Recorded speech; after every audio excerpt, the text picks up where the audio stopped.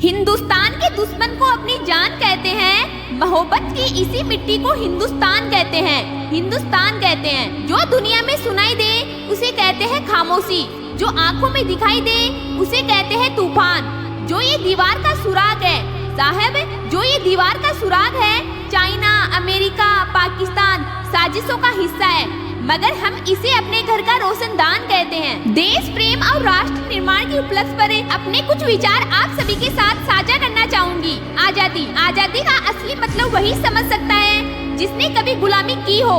हम सौभाग्यशाली है कि हमने स्वतंत्र भारत में जन्म लिया। ऐसा एक विस्फोट हुआ कि पूरे जिस्म की ही कई बेटियां चली गई और आपके लिए तो एक आदमी मरा है साहब, किंतु मेरे घर की तो रोटियां चली गई, मेरे घर की तो रोटियां चली गई। घबरा जाना, एक इंच भी पीछे ना हटना, चाहे इंच इंच कट जाना, चाहे इंच इंच कट जाना।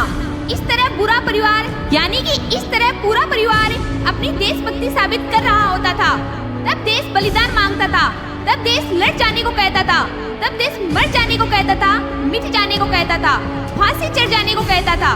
किंतु आज देश लड़ जाने को नहीं कहता, आज देश मर जाने को, मिट जाने को, फांसी चढ़ जाने को नहीं कहता, बल्कि मेरे विचारों में यदि कोई व्यक्ति अपना काम पूरी ईमानदारी, पूरी मेहनत और पूरी लगन से करे ना, तो वही सबसे अच्छा देशभक्ति है। मैं पूछना चाहूंगी कि फुटपाथ में रहने वाला वो बच्चा ट्रैफिक की चाव में नंगे पाँवों में जब तिरंगा बेच रहा होता है, तो क्या इसे आप उसकी देशभक्ति कहेंगे? ये उसकी देशभक्ति नहीं, उसके पेट की भूख की शक्ति है जो उसे ऐसा करने पर मजबूर करती है, क्योंकि ना मस्जिद को जानते हैं ना सिवालों को जानते हैं, ना मस्जिद को जानते हैं ना सिवालों को जानते हैं। जो पेट के भूखे होते हैं न सिवालों को जानते हैं, यानी कि जो पेट के भूखे होते हैं ना, वह सिर्फ और सिर्फ भोजन के निवालों को जानते हैं, वह सिर्फ भोजन के निवालों को जानते हैं। अगर तू परिंदा है तो यह आसमान तेरा है, अगर तू दरिंदा है तो यह शमशान तेरा है। भाईचारे से रहना है तो रह इस जमीन पर,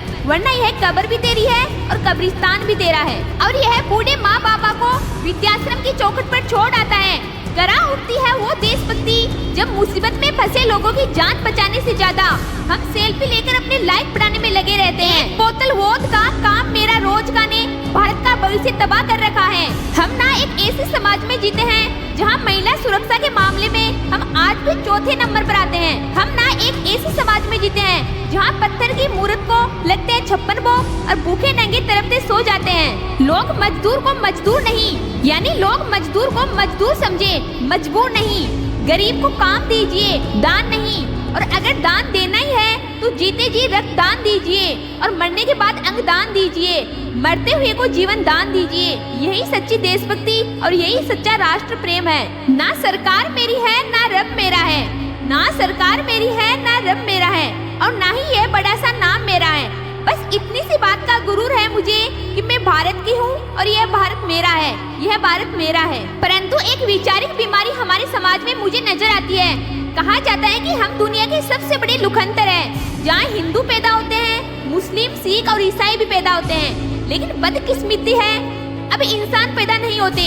और मेरे विचारों में ना हिंदू की जरूरत है, ना मुसलमान की जरूरत है, और ना ही राष्ट्र निर्माण के लिए किसी और धर्म की जरूरत है। अगर राष्ट्र निर्माण के लिए जरूरत है तो वह है अच्छे इंसान की, अच्छे इंसान की जरूरत है। जहाँ एक और हमारे पास IIT, IIM और NIT जैसे शिक्षण संस्थान है, तो वहीं दूसरी ओर इस देश के गरीबों को बेरोजगारी की जमात में खड़ा करने के लिए उनके हाथ में सर्व शिक्षा अभियान का झुंझुना पकड़ा दिया जाता है। और मैं बता दूं, शैक्षिक बीमारी का केवल एक कारण वह है यह है कि हमारे देश की शिक्षा नीति केवल 2 तरह के लोगों के लिए बनती है।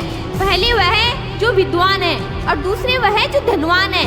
इसी तरह की कई गजब की बीमारियां हैं, और इन बीमारियों की जो लड़ है ना, वह हमारा अंधविश्वास। और मेरे विचारों में जब तक इस देश का युवा अपनी सफलता के लिए मंदिरों में जा जाकर नारे फोड़ कर भगवान को विश्वास लगाता रहेगा, हमारे समाज का शिक्षित वर्ग ही बिल्ली के रास्ता काटने पर खड़े हो जाना, अपने धर्म, अपनी जाति को ऊंचा मानकर दूसरों के धर्म की अवहेलना करता रहेगा। अब तक ना तो इस देश से अंधविश्वास खत्म होगा और न ही हमारा राष्ट्र निर्माण संभव होगा। मेरे विचारों में हमारा राष्ट्र निर्माण तब संभव होगा जब इस देश में महिलाओं की पूजा नहीं, उनकी सड़क पर चलने वाला हर एक नागरिक हाथ बढ़ाएगा, स्वच्छ भारत को दिल से अपनाएगा। असल माने तो हमारा राष्ट्र निर्माण तब संभव होगा जब एक गरीब बच्चा मध्यम भोजन के लिए नहीं, ज्ञान अर्जन के लिए सरकारी स्कूल की चौखट पर कदम रखेगा।